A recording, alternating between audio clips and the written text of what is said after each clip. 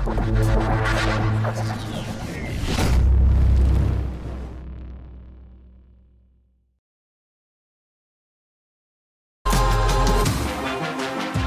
from the NBD Production Studios, you're in the lab with your host, Joshua Diaz. There is no investigation. This boy has... There is not, really? It is to me. Excuse me. But I have to put her Welcome. on the side and worry about the boys. But I have to... What's up? There is no investigation. Don't say any F's. Happy New Year. Good to see you. But I have to put her... But I have to put her on the side. Let me adjust and worry my about the boys. extremely enormous microphone so you can hear me at top quality level, because I care about you. I care about the quality of show that you watch. I care about everything, yet almost nothing. That's a hyperbole. It's not. I actually, and it's not a double entendre. I don't know what it is. It's nonsense is what it is. It's just nonsense.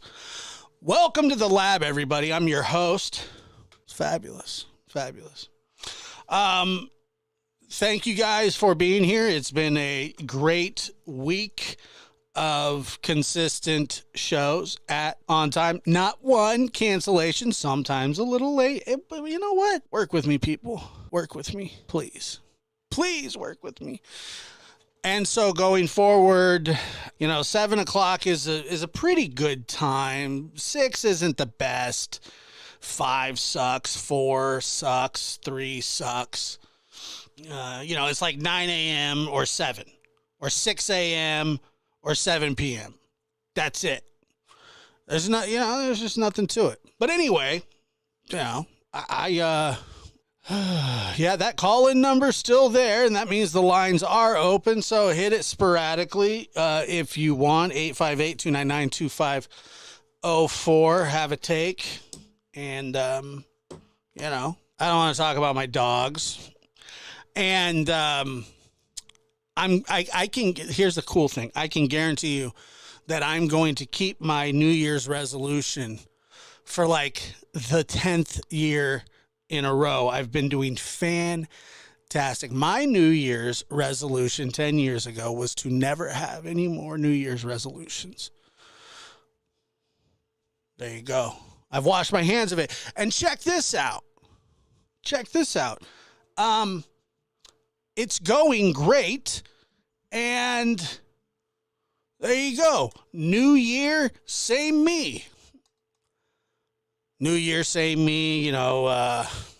Old year, same me. New whatever.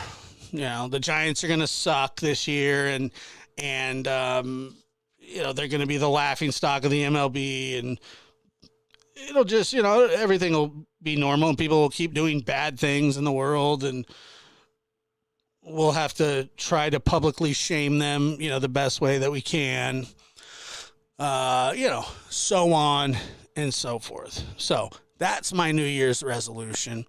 And I hope that you as well have kept yours. Man, what a fascinating 36 hours now that we're going on. Everybody in their ex-sister-in-law knows Bryan Kohberger. They all have a take on him. And let me just give you, and maybe we'll listen to a little something here and there, but let me give you the long and short of the interviews where people talk about knowing Mr. Buttburger here. It goes like this. Wow, if he's guilty, that's scary. Yeah, he was a little weird, but I would have never thought that he would do anything like this. Oh, yeah, we used to chit-chat about school. Didn't see this coming. He was extremely intelligent. Huh. Right. Cool. I mean, you know, it's like breaking news. Bryan Kohberger's third grade snack time buddy. They used to trade pudding. Kohberger for some reason loved chocolate pudding, and his friend always liked vanilla pudding, and for some reason they were handed out at random, and every day they always ended up with the opposite one, so they traded every day. Now, back to you, pudding buddy. Yeah, you know, he was really nice when he passed the pudding. I would have never thought he would have ever done this. Okay. Back to you, Bryan. You know, it's like, it's ridiculous, but I get it. I get the fascination. Now it's just whatever. Somebody was like, Josh, I know somebody that knows him. You should talk to him. And I said, you talk to him. Oh, but I don't have a show. Well, there you go. You want to talk to him or not? I'm sure that person thinks I'm rude, but I don't want to talk to him. I don't care. I don't care that they knew Buttburger or went to, everybody's going to say the same thing. Now, bring me the guy that, was next door neighbors with him that said, dude, he was psycho. He hung weird posters in his room, and he used to asphyxiate himself while screaming in the middle of the night, or, just, something tangible. Come on now.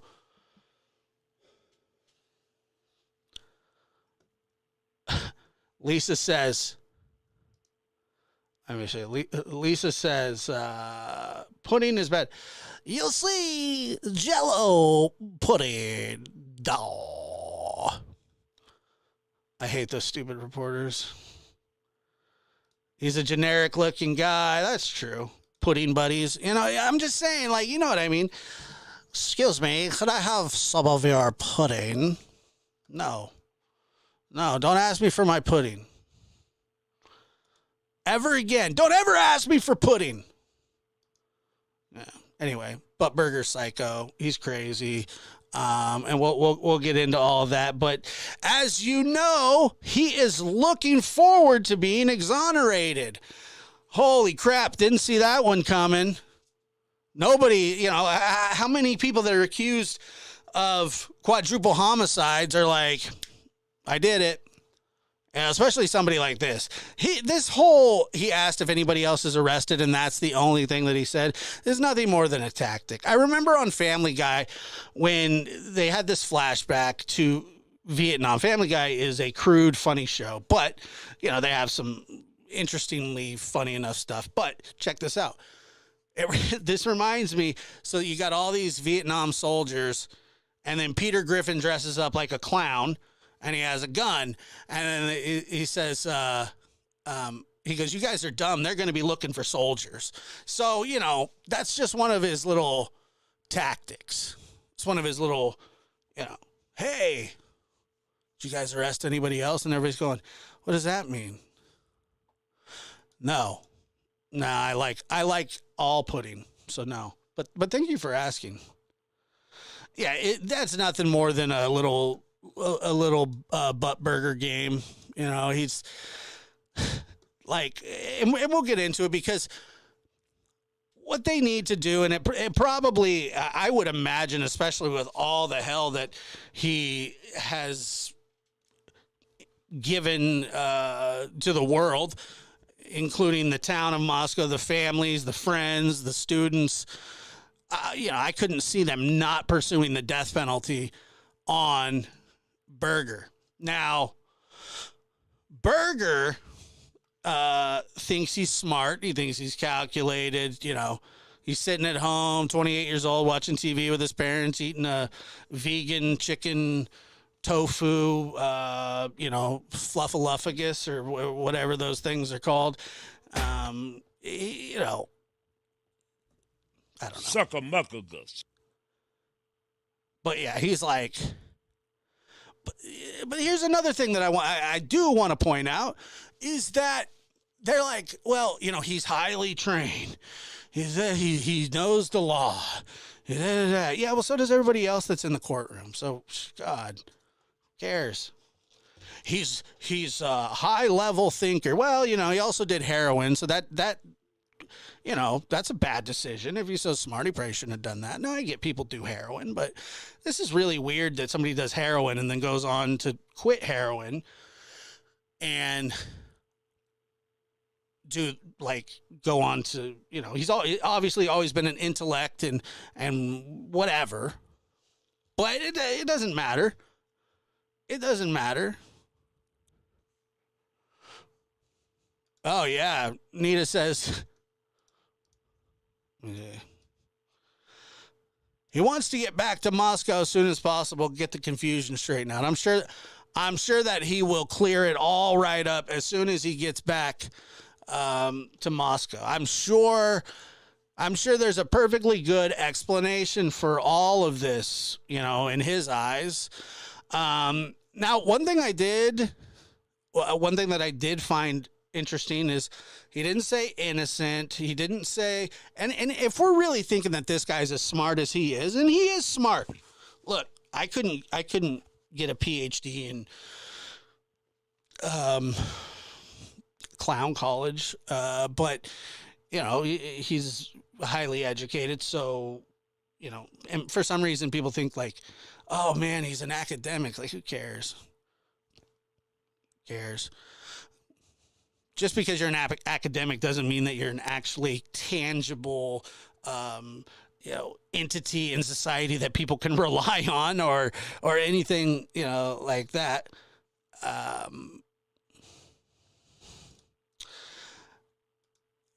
Amy says, do you think that he was under the influence of something during the crime? If it was him, I mean, you know, who knows? He could have,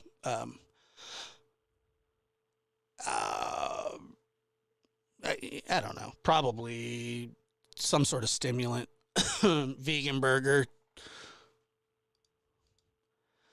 John,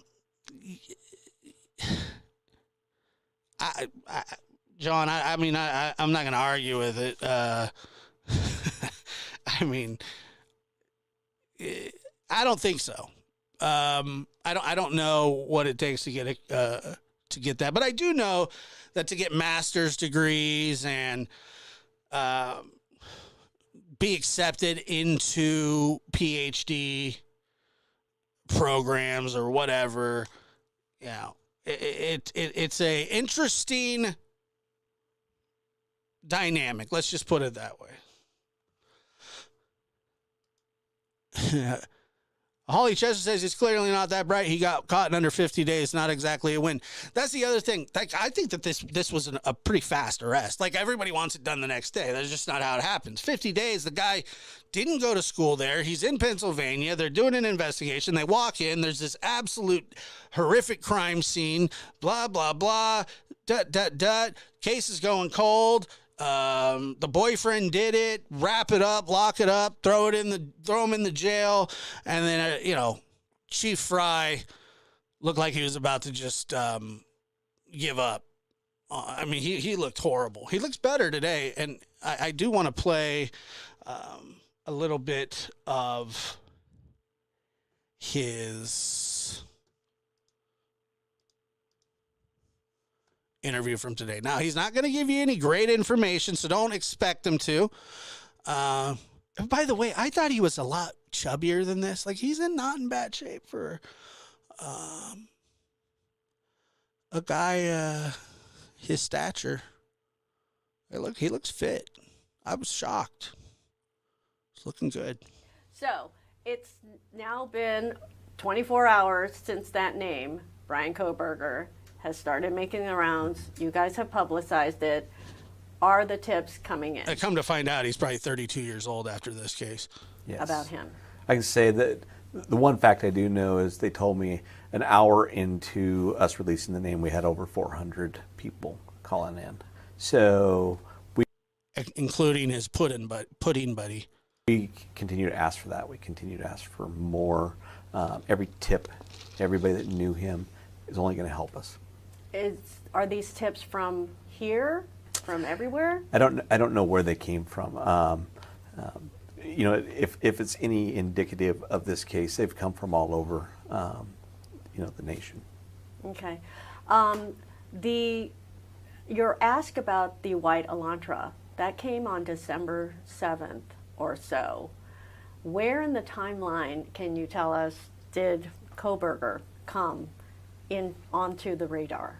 So that's all part of those pieces that we have to hold until we can release information with the... Does anybody else think that he looks like 100 times better, just from appearance and audibly? He seems like he's doing much better.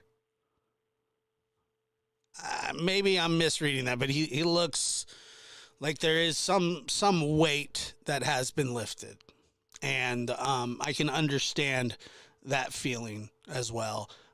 And to the police chief Fry, I believe he's a good man. I really do. You know, after he gets to Idaho and the release of that information, but we're bound to hold that. It does look like Bruce But when Willis. you asked for public information about that Elantra, you said the occupants of that car may have critical information. It was plural. Was there a reason for that? Well, it's part of our investigation. I said early on that we're not going to let any stone go unturned. And I meant that, and we're following up on everything. Just like we're in this new phase now, and we're going to follow up to get to know who he is and everything about him that we can.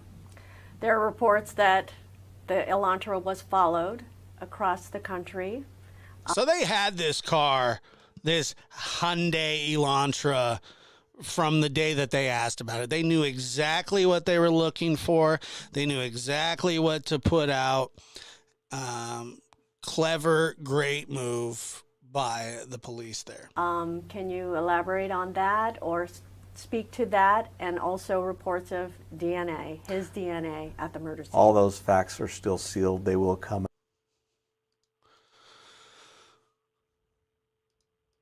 out. I know people are anxious for that, and we will have the answers to that, but in the time that we can give it. So I ask once again, just be patient. I know I've asked that a lot of times, but we are bound by the law now. It's been reported, and we have sources who've told us that Kohberger asked, was anyone else arrested upon his arrest? Have you been able to gather information about when he was taken into custody? You make no mistake. What he did was a very calculated move, and I can guarantee you, he's like, if they arrest me, this is what I'm going to do. He had it all planned out. Apparently, he hasn't said a word. We're going to hear from his public defender here in just a little bit. All that information will come out as well. You know, it's part of that investigation. It's part of that next step. So. Okay. The car, the white Elantra, 2015, is it the car? And is the search over now for any more white Elantras? We believe it is the car. Okay. Is it in Pennsylvania then? Yes. Okay. And is it done being processed? I don't know if it's done, but it will be processed. Okay. As you know, I was over at Wazoo yesterday at Kohberger's apartment. Remember, she's like, I was over at Kohberger's apartment. Ashley Banfield was asking me if anybody had tried to weld through the door or if there was any C4 explosives. Look for crowbar marks. Go ahead and bang your head on it a little bit. Search warrant was being executed. A lot of evidence coming out of there. Can you talk about, you know, what might be valuable? I think every piece is valuable. And I don't even know what was collected at this point in time. And that's part of that. Did you guys see that Brian Enton is in Pennsylvania? they just carry him around like he's like a purse dog. Brian, get to Pennsylvania and freeze your butt off there now. Investigation. He's a hardworking guy. No disrespect. That we're going to hold. But I know that the search warrant was served there. We know that the murder weapon has not been found. That's correct. Is there suspicion that it could have been there? We don't know. Like I said, we're collecting everything. We're doing our due diligence, and that's why we get these Yeah, so he probably did get rid of the knife, but I wouldn't be surprised if they found it during the search. search warrants so that everything is secured in the court through the court system. I love Bryan. And that we have the right to be where we're at.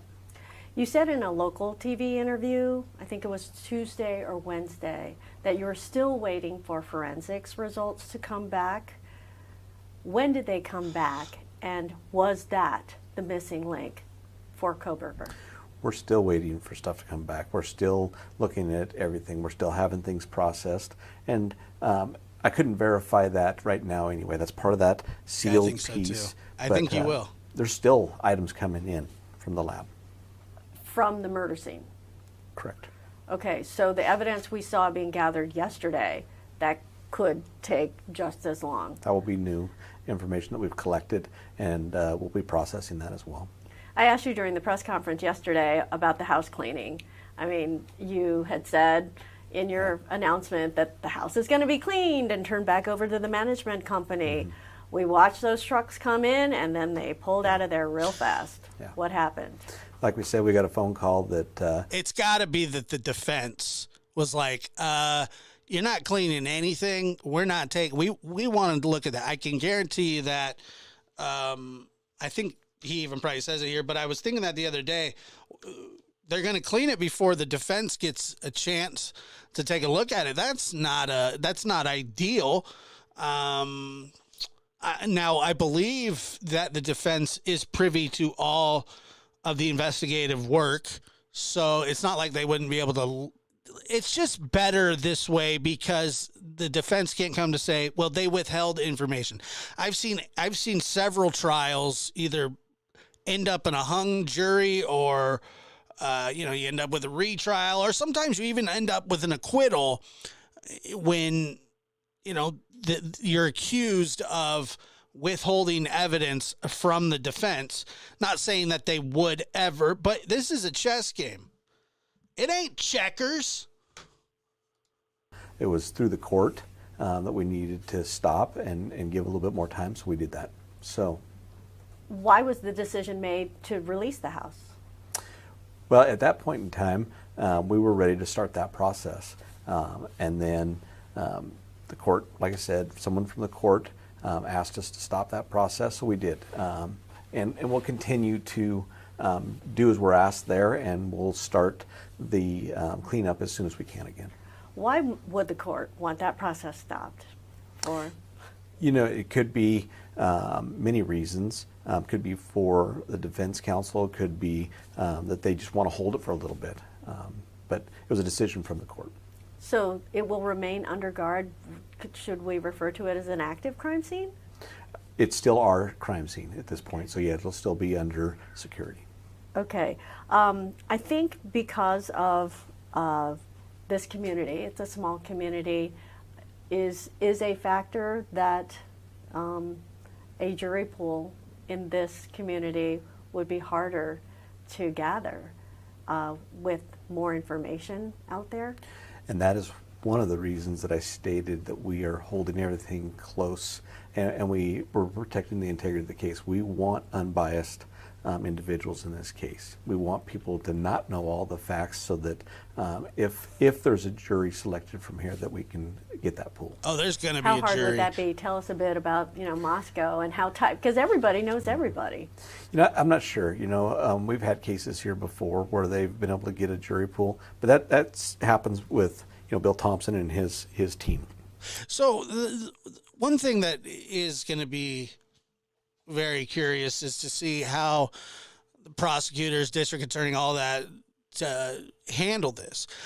I think that what they'll probably do is they'll be like, look, this is what they won't tell them everything they have, but like, we got your DNA. It was everywhere. We can put you in the house, blah, blah, blah. And we're going to go after the death penalty if you don't take a plea. Well, you can take a plea and well, how about life without parole? Personally, I think if they got the goods on them and they're satisfied that they think that they can really do it, don't make a deal. I hate when people get deals. I understand why they do. I hate that Chris Watts got a deal. I hate it. It bothers me still. The guy was such a puss that he couldn't even, his whole family's dead, but he wants to eat his oatmeal cakes and crap, But it was just sickening what he did, and they gave him a deal. And I really do hate that. So that would be a great question to ask, Bill. Yeah, which we're hoping to get. Yes. Okay, throughout the past 7 weeks almost, all these internets, we've had Hoodie Guy, we've had the Jacks under suspicion, we've had a professor under suspicion. Did you guys actively Deal or no investigate these things? No deal. And how distracting was that?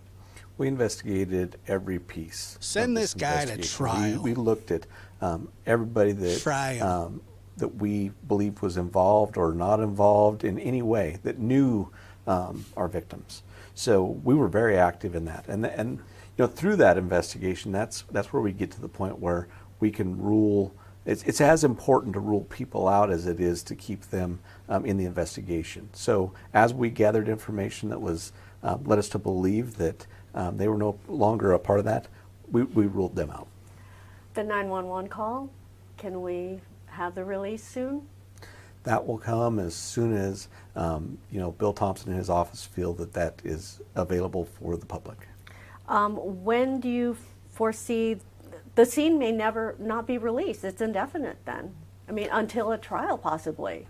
I suppose that could happen. There will be decisions made by people that are probably higher up than me that will need to make those decisions, but I suppose that is a possibility. Also, I don't know if house. you can. I hope the not. heat has had to stay on. I heard that it needs a new furnace, and I mean, honestly, like the first meal that they give them, I truly hope that it's some like pork chops with fat back bacon and some wrapped in roast beef with a little gabagool and tell them eat it or shut up. who is footing the bill for keeping the heat on? And then let them drink gravy. Honestly, I don't have an answer to that question. I don't know if it's through the management, property management, or if it's the owner or what, but someone is. Hot dogs Okay. would be good. I noticed in your video the other day Liver when you King's announced diet, the yeah. king, I mean, you had a slight smile. You seemed a lot lighter. How are you feeling? Right now, a lot lighter. A lot of people speculated on my facial expressions and stuff. I'm A lot of people thought I was near death. generally a pretty upbeat, happy individual, so I smile naturally a lot. I know a lot of people read into that. There was nothing to that. It was just probably me doing it naturally. But do you feel like a weight's been lifted off your shoulders now that a suspect is in custody? There always is. There's always that weight of knowing that you have a person in custody, and I think that gives a great relief to your organization, gives a great relief to your community, and in this case, the state, the nation, and I think even the world. There's a lot of criticism of the department throughout as you were holding so many details close to the vest. Yeah. Do you feel vindicated? Do you feel, I guess, any pride? What I feel is we did our job and we did it right. And we said from the beginning we're going to protect the integrity of the case. We're going to continue to do it right. And we're not a prideful group. What we are is a group that we had a job to do. We did that, and we are happy that we did it the way we did it because of the outcome. How hard was it to keep so many details close to the vest? I think it's always hard. It's emotional at times. We want to give that information. We want to give the families some closure and give them information. We want to give our community, but it is so important to hold that information and keep it right where it was, so that when we made an arrest, and now as we continue further, there will be more information that we're going to hold till the end, because we want to get a conviction. Have you personally talked to the families? I have personally. It's been a while, but I have talked to them on the phone throughout the first couple of weeks of this. Okay, and can you tell us about those conversations? I mean, What I wanted to reassure them is that we were going to do everything we could to bring justice for them, for our 4 victims, and for everybody that's involved, and we would try to answer any questions that we could through the process. What do you have to say to the rest of America, to the rest of the world? I mean, after all the scrutiny that this department has been put through. Yeah. I would challenge every police organization across the nation to know the importance, even with the pressures that are put on you, the importance of keeping the integrity of the case solid. It's your job. It's what we sign on to do. We sign on to make sure that we do it right, and I challenge other departments to do that. Early on in the case, you have children who've gone through college. These could have been your children. I mean, yes. You've been quite emotional about this case. Do you still feel that same raw emotion? Do you feel like you're really fighting this for these young people? I think we always feel the emotion. I'm a fairly emotional individual. If you've been around me and you get to know me, I am that way because I care, and I care a lot. And a lot of us want to give the right answers and do it right, but it is difficult at times. So the difficulty. Talk a bit about the counseling that's been needed in this department. I mean, even for you, you need some time off. I mean, you've been in this. Mm-hmm. Happy New Year. Happy New Year. How are you? Good. You looked great on Fox the other night. Enjoyed it. You are kind. I saw that. Are you live? We're live. Okay. Cool. Hey, Lab Rats, what's going on? Let's see. Happy New Year. I can't see any of the comments. Maybe it's on my side. Oh, It's not you. I bet. Wow. No, you're good. I wonder why. See. I can put the comments on the screen here. So how are you, man? Been a crazy 36 hours, yeah? It's been intense, and that's why I thought I'd just drop in, see how you're doing. I'm doing good. How are you? Good. Absolutely. We're doing great. Michigan got slaughtered. Yeah, it's about time. There you go. Karen's in the background working, if you can hear her. So I saw you up, and I wanted to come say hi and just chit chat. Yeah, thank you. I appreciate it. Yeah. It has been an interesting 24 to 36 hours, and wow, a lot changes really fast, right? It was when you least expect it. Yeah, it's crazy. It's crazy. You know what? I think my Wi-Fi, that's the problem. Let me jump back out. Josh, I'll be right back. 30 seconds. No problem. Okay? Mm-hmm. Okay. That's all, yeah.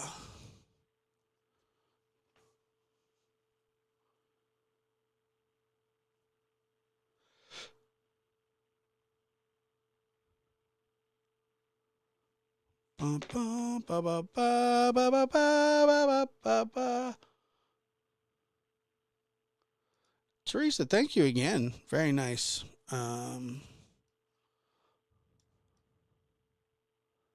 Appreciate you. Appreciate you.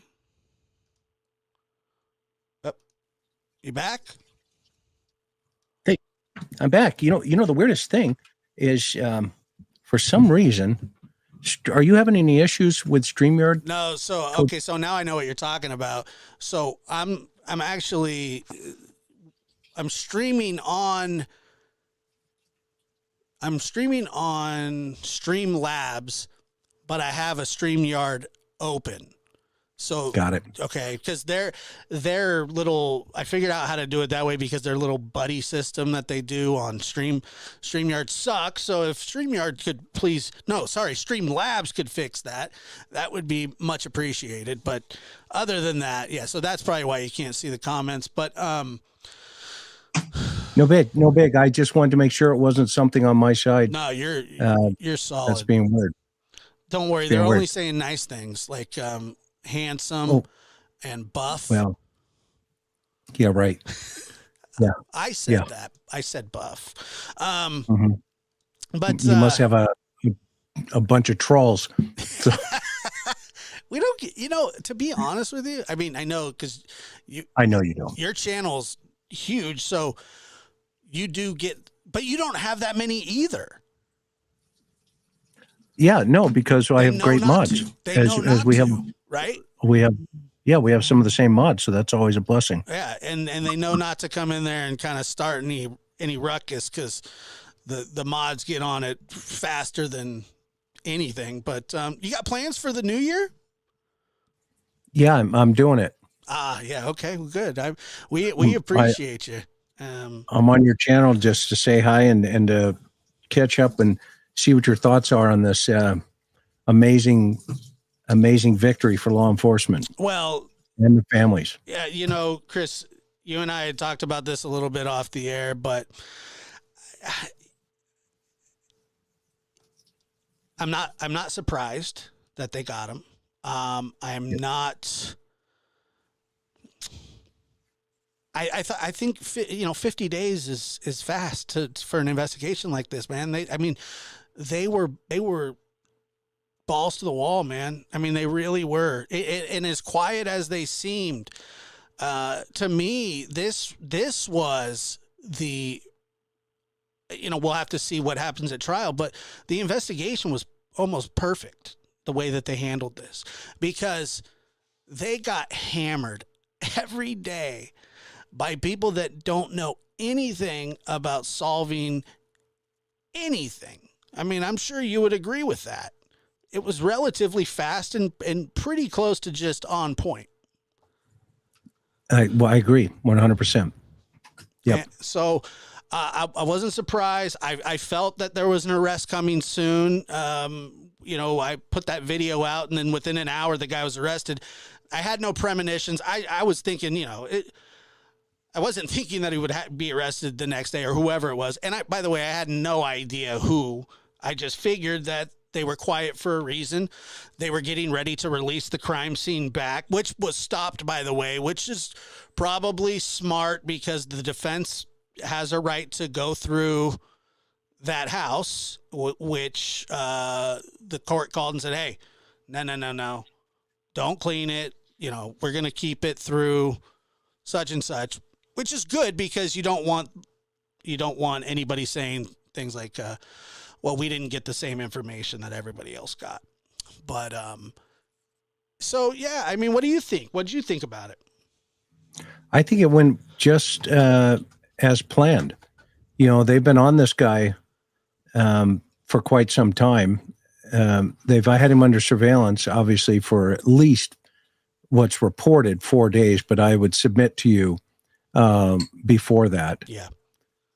And so the feds had, they were on him, and, they had probably some fugitive task force combination plate up in Pennsylvania. I had a caper years ago where we had they had an LAPD officer murdered. His name was Vernon. And the LAPD has a special team that literally they had 2 LAPD officers sitting behind the suspect's girlfriends on a Greyhound bus. And they ended up getting off in our town.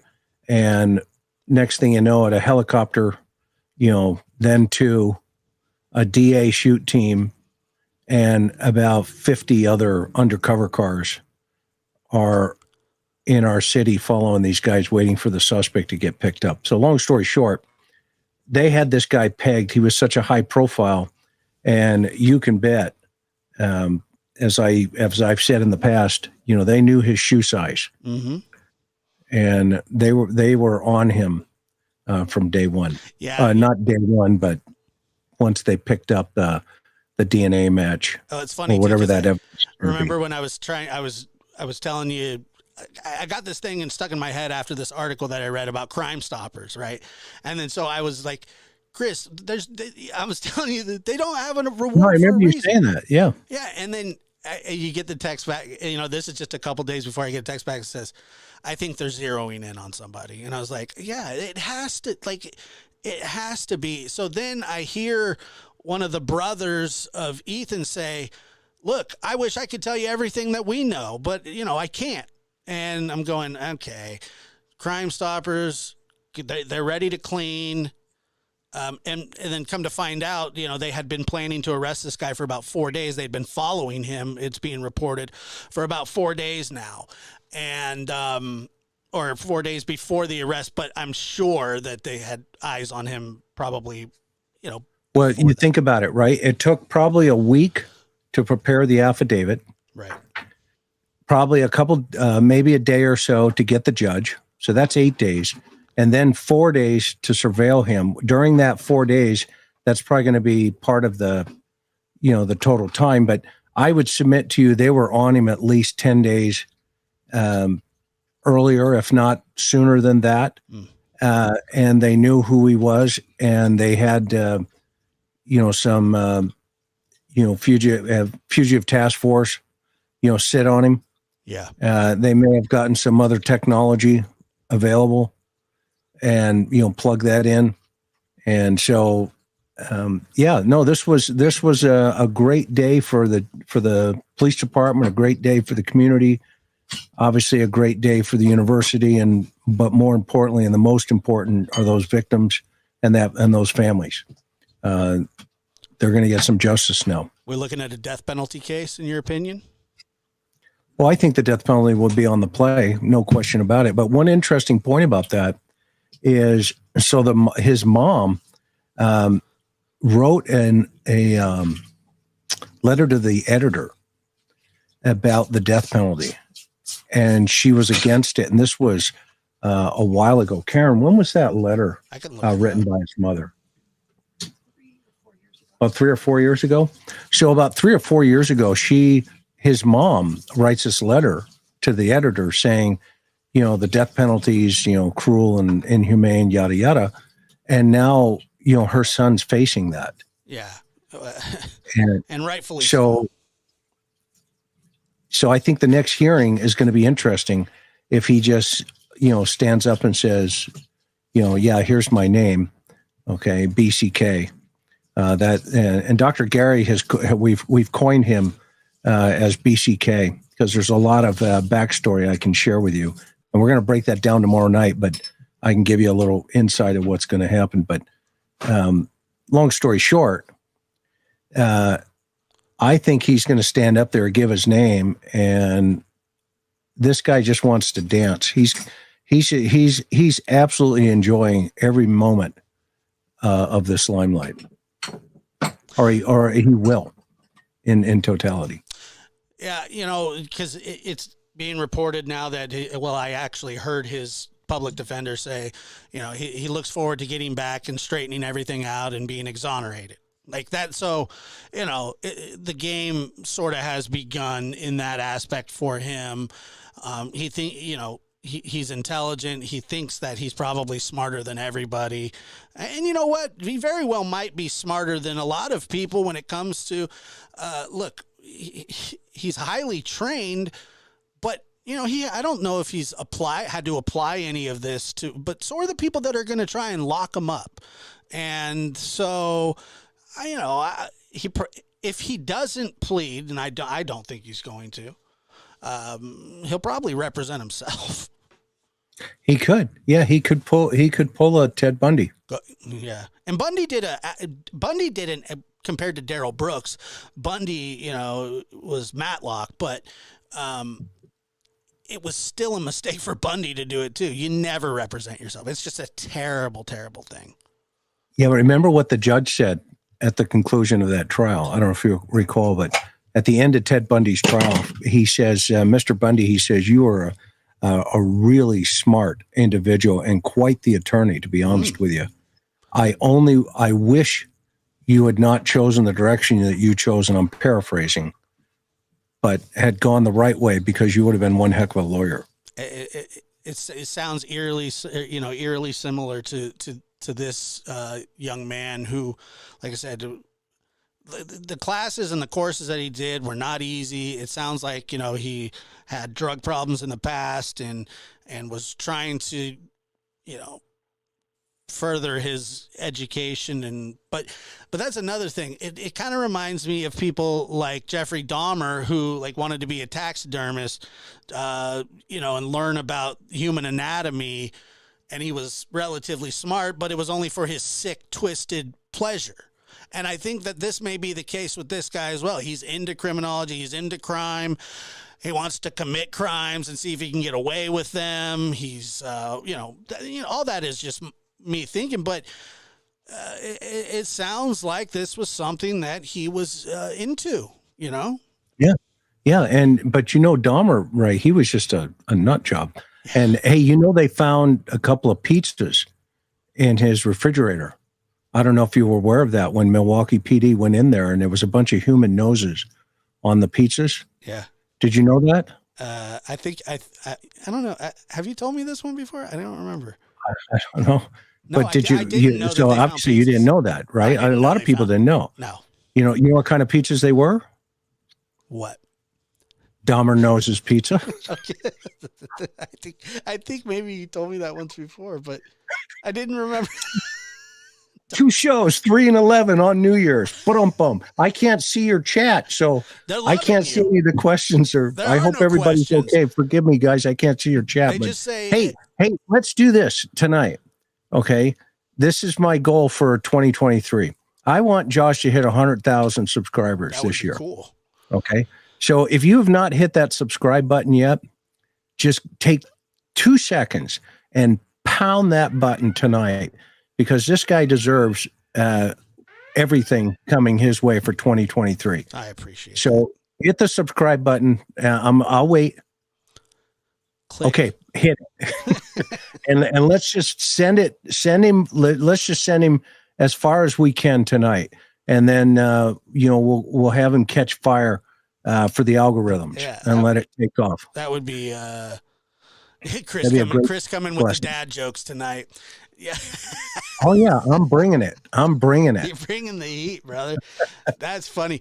I know that investigators, it's so funny because there's nobody here, obviously, but there are people who be like, oh, that's so this or that. And it's like, do you have any idea what it's like to be a homicide investigator? I mean, if you can't, you know what I mean? It's just, I'm sure that you guys are all weird and you keep weird hours, right? Absolutely. Yeah. You eat at diners at 4 a.m. all the time. The best. Yeah. The best. Those were the days. And you cross your fingers. You can't get into a Denny's until 3 a.m. in a patrol car, because they're packed with drunks from 2 to 3. So you get in at 3:01. That's when everybody takes code. That's what they call it. I'm going code 7. That's going to dinner. And then you pull up, because everybody, all the drunks want to, chit chat and fight and all this other stuff. And you just want to have, you just want to eat. Right. You look like a moons over my hammy kind of guy. Yeah. The homicide days, you just, we would run, 2 days solid. Some, you get 4 or 5 hours, maybe 3 hours of sleep, and you're right back at it, and you're on the way again. Yeah, wouldn't trade it for anything. The chat likes your joke. However, some people say that pizza is ruined forever. That's all right. Yeah. Well, sorry. I apologize, everybody. Forgive me. It's pretty funny though. It's pretty funny. Dahmer knows his pizzas. It really is. That guy, and one thing that I did want to ask you about, and I made a post about this because people want to know motive. Okay. And I know that you're a motive guy, because that's the things you guys study, you and your panel and stuff. I am not a motive guy. I don't care about motive that much because I think I just chalk everything up to like a bad brain. And, you know, I'm not, if I wanted to, I would have studied like that specifically. And I just was never that curious about motives. I always thought motives were, to me, a motive was kind of an excuse. Now, I get like in certain, you know, instances, motive really is important. There's nothing that this guy could say for the reason that he did it to me that I would care to hear. It wouldn't really matter to me. Tell me why motive is important to people. Well, remember, every behavior has a purpose. And so identifying motive identifies purpose. And for an individual, that could be an emotional response. It could be a spiritual response. It could be a physical. You know, there are three types of behavior, right? Nonverbal, verbal, and sexual. And so that's made up of thoughts, feelings, and emotions. And all of those, you know, and I'm not obviously a doctor or a psychologist or any way, shape, or form. And that's why I have those experts on to break these nuances down to understand. But, you know, in the big picture, you know, from an investigative aspect and what we call investigative analysis, the behavioral analysis, looking at it at the crime scene. Okay. Guys like Coop is a profiler. Okay.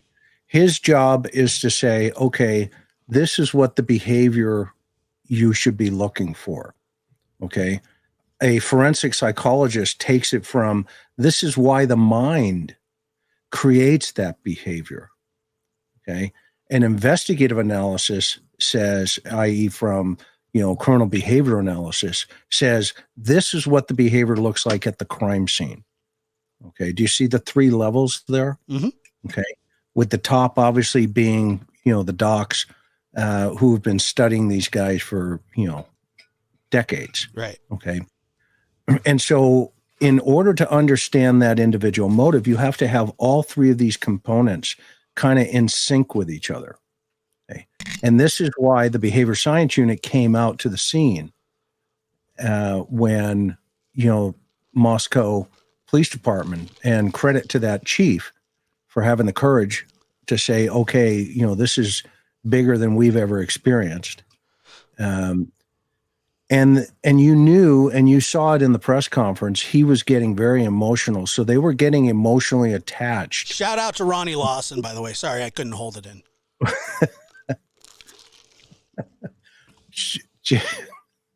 You know, Dahmer knows his pizzas. Anyway, so you threw me off. Get yelled at for that one after the show. That's all right. You threw me a curveball.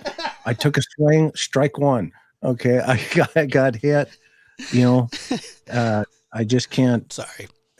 Anyway, so you have to have all three of these components together, and to understand the motive. Okay, the BAU got there, and then I will submit to you, one of those guys was a forensic psychologist. Okay, and when they were out there looking at the things that you know were present, i.e., the back, the entry. You know, they put themselves, and this is what the way I was trained, you put yourself in the environment and you say, okay, what are the anomalies here? And what is the risk level to the suspect, and what is the risk level to the victim? And what is the suspect seeing that creates that risk level to the victim? And they adapt and improvise their behavior to that level. So let's say there's a whole buildup, okay, and there's going to be, you know, a couple of different thought processes going here, and I talked to Gary about it at length, Dr. Picotto, okay.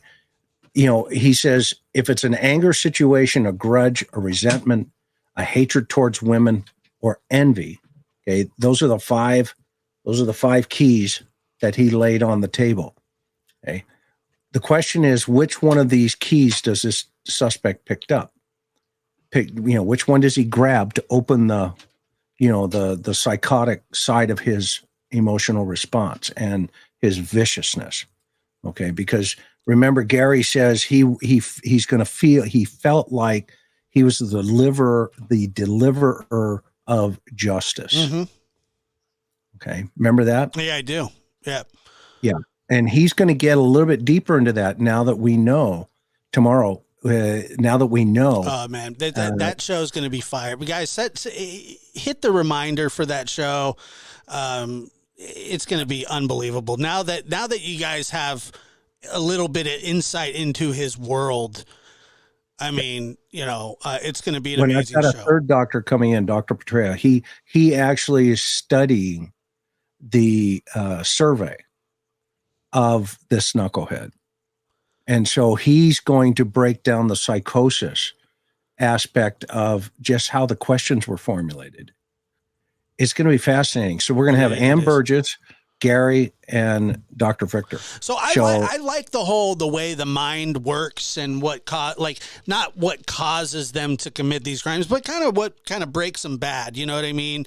At what point, that's kind of where my curiosity is, not so much why he did it, is like, at what point did he kind of cross that threshold, because there is there's a manifestation period, where, if he's going to fit the whole, he had sick fantasies for years leading up to this. And, I bet I would guess that I'm sure that, obviously you saw his assignment, and he was looking for felons to tell him what to do in a certain crime, and so it stands to reason that this guy's been sick for a while.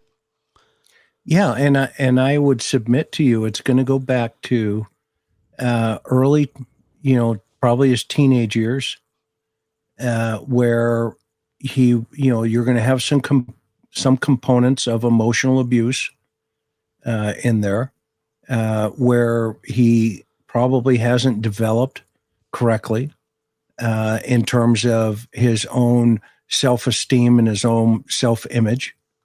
And that turned into resentment, which turned into anger. And I know there's some people now describing him as, being a bully. He was, pushed out of certain social friendship networks and pushed away. So those dynamics going into your, school, college years, I think he got out of high school early. And then he went into an AA degree in psychology. And then he went into a BA, in criminal justice, and then a master's. And what's going to be at that point in his life where it's going to be interesting to learn is what was his influences? Who were his influencers? i.e., who were his heroes? And if you're studying the criminal mind and you don't have a subset of heroes, for me years ago, and I've shared this with you when I was getting, it's interesting that, we had to actually go through psychology, in terms of psychological evaluations every 6 months in my agency, because at the time when I was going through, I was a hostage negotiator also. So you can't be crazy. Okay. Don't listen to the internet. I'd be a terrible hostage negotiator, by the way. I'd be the worst. I'd get fired on my first day. It's like, that's another, That's another story. But this said, okay, don't make me lose my track with this guy. Okay. And hit that subscribe button, everybody, please, tonight. Let's get him another 10,000, 20,000, 30,000 subscribers. Let's get Josh moving here. And for 2023, that's the goal here. And we want your channel to grow. I appreciate that. So this, now you have to look at this guy and say, okay, did he have did he have, heroes? Okay. Mine, when I was going through, I was asked by a doctor, a great guy. He says, who are your heroes? And this is how I answered it. True story. Jesus Christ and John Wayne. And he goes, wow. He said, that's kind of a interesting combination.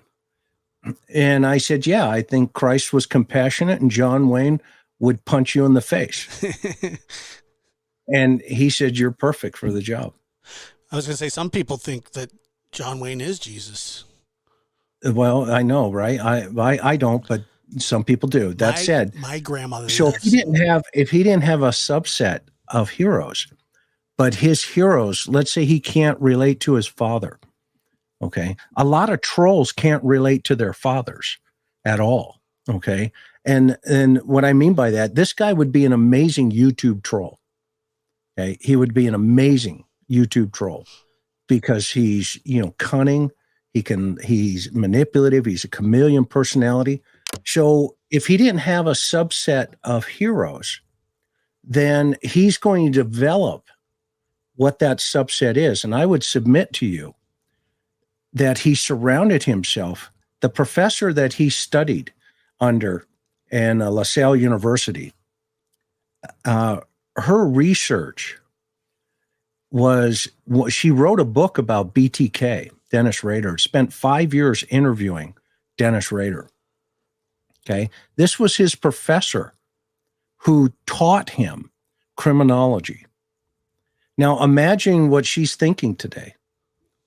Okay. And now process that. If you look her up, okay. And her name is Kimberly. I can't remember her last name. I have it written down but she wrote a book about BTK. And when Gary and I were talking, he says, I think it's really interesting. Karen, what's her name? Hang on. Karen just told me I was wrong on her name. Hang on. I saw her interview. And True Cowgirl, thank you so much for that. Happy New Year to you too. Brent and KP Baz, I see your question and I'll have them answer it. Jackie, thank you so much. You guys are honestly, I truly do appreciate you guys. Catherine Ramsland, my sweetheart, just told me. Okay. But so now Gary makes the connection. He goes, look at his initials. BCK. I went, what? He goes, look at it. And look at his professor. He says there's got to be some dynamic here that we're not aware of yet. Okay. So did he read those books about Dennis Rader? And his middle name's Christopher, right? Right. On his Instagram, because my middle name's Daniel, but I don't tell anybody that because I don't care about my middle name that much. He literally spells out his entire, Bryan Christopher Kohberger. It's weird. He wants that, you know what I'm saying? Yeah. Now remember, this is coming from a doctor who studies these guys. Okay. And this person is starting to go, hey, I wonder if there's a correlation here.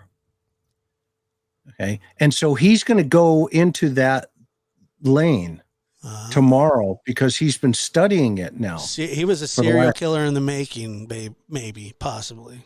Well, there's no question that Gary nailed this guy and Ann nailed this guy. Oh, yeah, big time. Big time. Your panel killed him. Figuratively, but because he had to wear that remember the stab vest that was, did you see yesterday's show and I got hammered for the stab vest? Yeah, it's just a suicide vest. I know they put him in the rubber room, but that's just standard protocol. Yeah, I know. I liked that name. It was humiliating for him. Yeah, Looked like an idiot. Yeah, he's got the 1,000-yard stare, right? Oh, big time. He's got, yeah. And what do you think about the whole, but by the way, I do want to say that your panel, and if you go back and rewatch them, you guys were really spot on. But it is now being reported that they are starting to find out that from the Gonsalves family that there is some sort of connection there between Xana? No, Kaylee, Okay. and Bryan. They're not going to talk about it, but they've said that to them they don't know who he is, but that they are figuring out that there is a connection there. He lived 10 miles from them. I'm sure he was in that community probably a lot, unfortunately. And well, there has to be a connection, right? We talked about that. There has to be. He knew that neighborhood, and he knew that house. That house, just kind of stuck out. But just getting back real fast, and then to dovetail into what you just said, Xana, I know that her sister went to WSU, and when Karen and I remember, I don't know if you'd have to go back and watch it, but when we pulled up into WSU, about, that was 6 miles from the house, right? Right. And we both looked at each other and went, whoa. Right. And I talked about it, that, man, this is either going to be a rich target environment, or there's something, going to be connected to this game here, because there is literally a bike path between the two universities, and you could get to them. And which early on I was thinking, is this guy the same guy on the bike path that pulled the knife on the 4 co-eds and told them, I'm going to kill you? Wow. That was early on, remember? Yeah. Yeah. That event. And so, I was thinking ahead a little bit.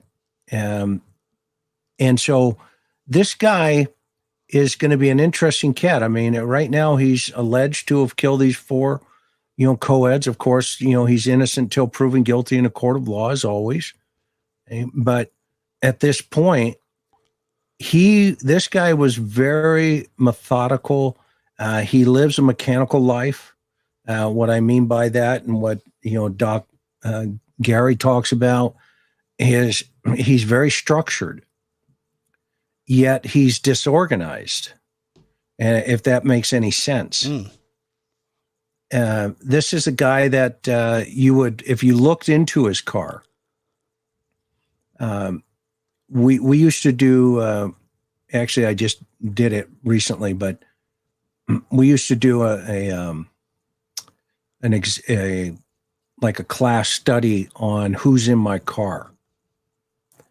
And what you do is you get 5 students, and you get one of them to volunteer their car, and you take the other 4 and you throw them a set of keys, and you tell them, okay, go find the secret life of the owner of this vehicle. And then you take a piece of paper and you hand it to the student and say, now write down the things they will never find out about you that you would reveal publicly. And then when we'd bring them back in, we would correlate their responses. We'd have the students put them all up on the board. Right. And then we'd hold up the thing. So this is the kind of guy that would have an umbrella, for an example. Okay. Why an umbrella? Why is that important? Because he's a wuss.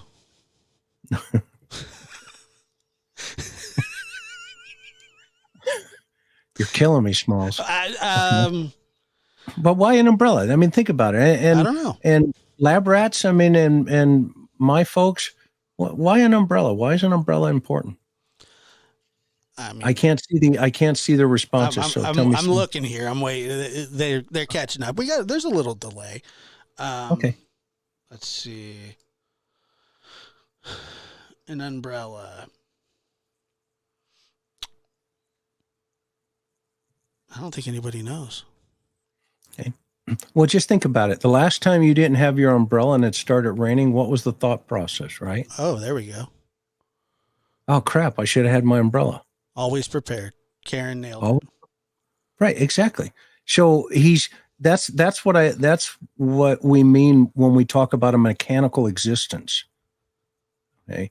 This is an individual that if, I would submit to you, he's so wound up and he is so intense in his studies Right. that if he had a pen or a water bottle or something in front of him and he got up to go to the restroom and you walked over and you moved that water bottle within 5-10 seconds, that OCD personality type would see that bottle had been moved, and he immediately, rather than go to a thought process of, somebody's playing a joke, he would be, who moved my water bottle? Right. Right. And for the people in the chat that take everything literally, the umbrella is kind of a hyperbole, Yeah. it's not like that he has the actual umbrella in his back pocket, No. but it's in his car or something. You know what I mean? I get what you're saying. And it totally makes sense now because I was thinking, yeah, but he does seem like that guy. He's just wound really. He's very laser focused on just bump, his studies, his, whatever, and so on and so forth. But yeah, I still think also that he's a wuss. So, who doesn't like to get rained on a little bit? Well, he's a wuss because he likes striking fear in women. Yeah. His game is, to scare, because he has to do that because he has a resentment or a hatred of women. Somewhere there's going to be some rejection or a grudge. This guy has held a grudge for a very long time, as Dr. Picotto says.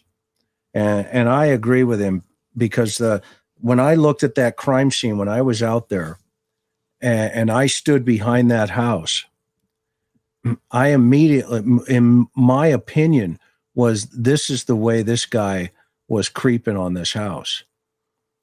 And, if he parked that car down on that other street down there, if you're in the back of the house and you go to the right, you can actually walk down to where that white car could have been parked in that other neighborhood, and it could have been seen leaving that neighborhood. And that's why when they saw it coming back, perhaps that could have been a problem.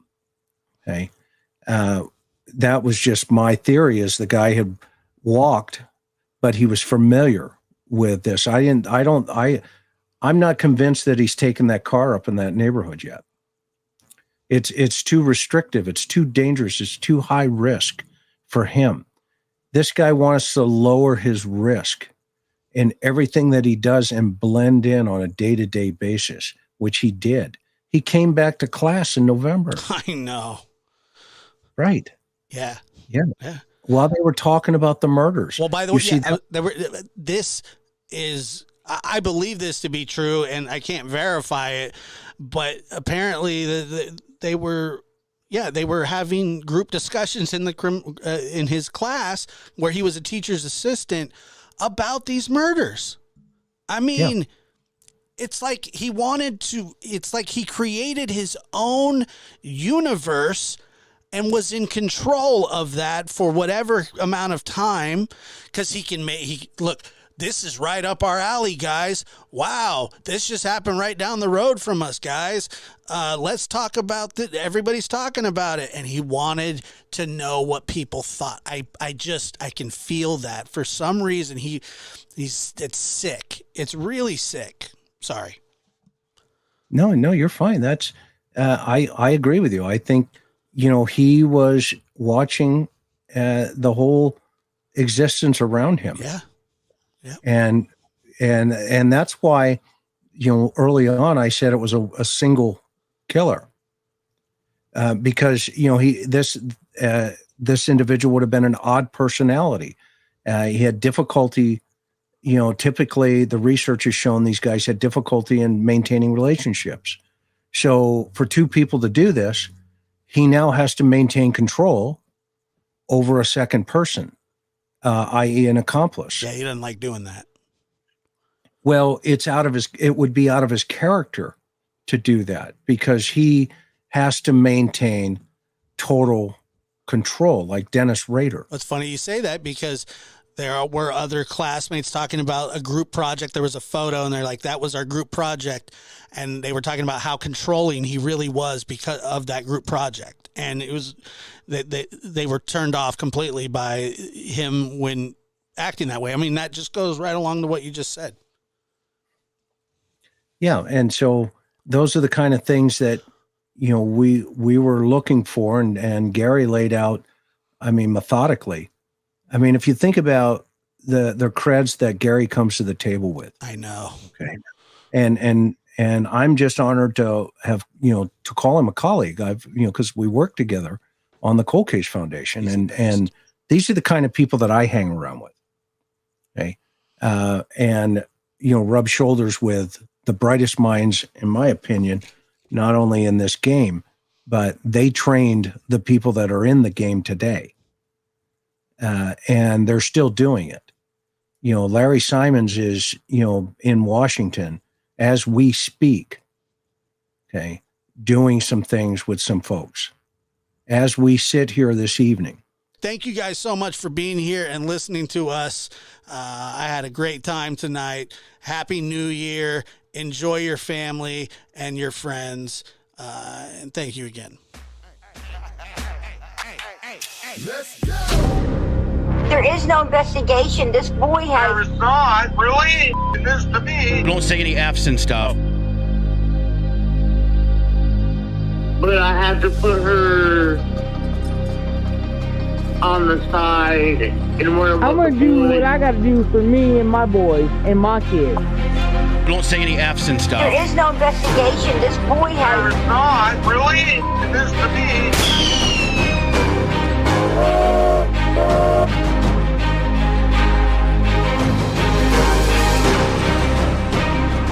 Rise, idiot. I've done my best. It's hard, you know, it's real tough.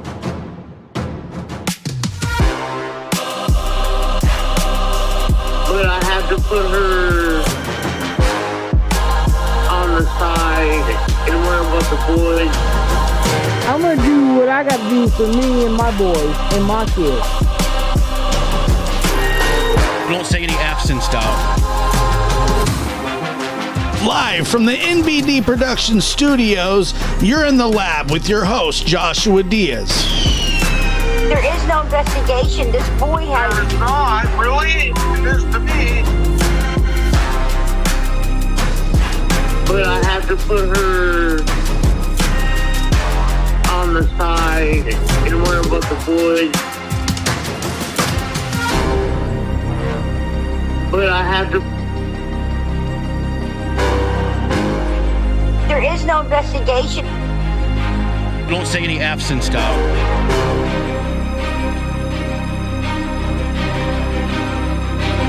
But I have to put her. But I have to put her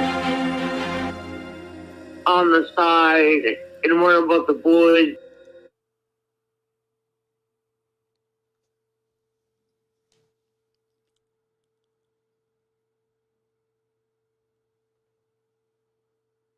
I could go into heavy detail, and I will.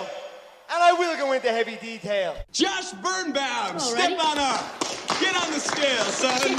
All right. Get off the scale.